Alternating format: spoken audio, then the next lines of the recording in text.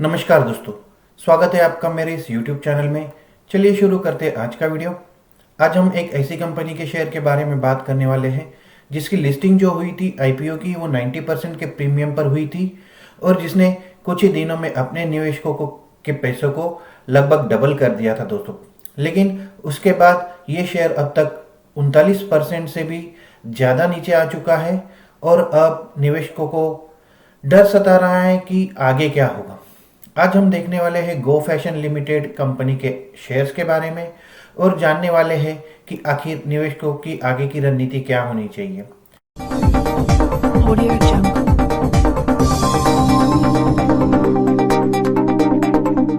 Share बाजार में हालिया जो गिरावट आई है दोस्तों, उसके दौरान नए ज़माने के जितने भी IPOs आए थे, जितने भी शेयर्स बने हैं, उनमें बिकवाली का दबाव बन रहा है। गो फैशन लिमिटेड के शेयरों में भी ये दबाव देखा जा रहा है, जिसके चलते अपने 1341 के टॉप लेवल से ये लगभग 39% नीचे लुढ़क गया है। वहीं पिछले एक महीने की अगर बात करें तो गो फैशन लिमिटेड के शेयरों की कीमतों में करीब 10% की गिरावट आई है दोस्तों।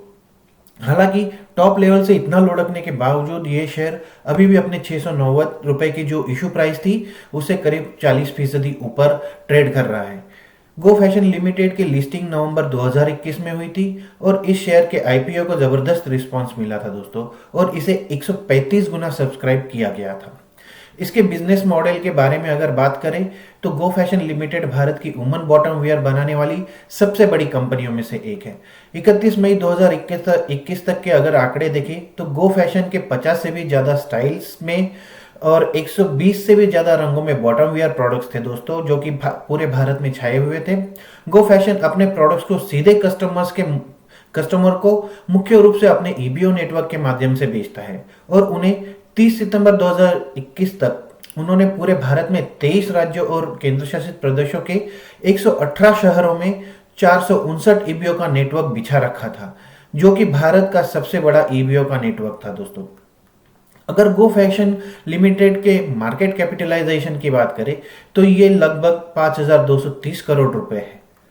आगे बढ़ने से पहले दोस्तों, अगर आपको मेरे वीडियोस पसंद आ रहे हैं तो इन्हें लाइक जरूर कीजिए और अगर अभी तक आपने मेरा चैनल सब्सक्राइब नहीं किया है तो जरूर इसे सब्सक्राइब कर दीजिए दोस्तों, ताकि ऐसे ही नए नए वीडियोस मैं आपके लिए लेके आता रहूं। आइए अब मुड़ते हैं वीडियो की ओर। जैसा कि हमने देखा था कि गो फैशन का मेन जो बिजनेस है वो बॉटम वियर बनाना है। अब कोरोना महामारी के बाद अगर उसकी बात की जाए दोस्तों तो फैशन एंड क्लोथिंग बिजनेस पर सबसे ज्यादा इम्पैक्ट हुआ था। लेकिन अब जब कोरोना से लॉकडाउन लगने की चांसेस ना के बराबर है तो सारे सेक्टर्स अपने प्री कोरोना लेवल पर आ चुके हैं। ऐसे में फैशन एंड क्लोथिंग के बिजनेस ने भी जोर पकड़ लिया है। आइए अब गो फैशन की जो बिजनेस एक्सपेंशन स्ट्रेटेजी है उस पर एक नजर डाल लेते हैं।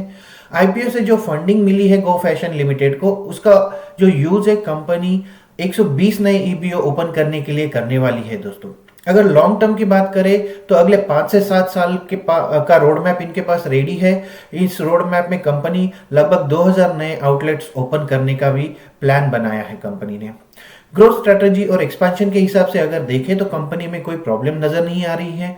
तो आखिर शेयर का रेट क्यों गिर रहा है दोस्तों? इसको दो पहलू से हम समझ सकते हैं।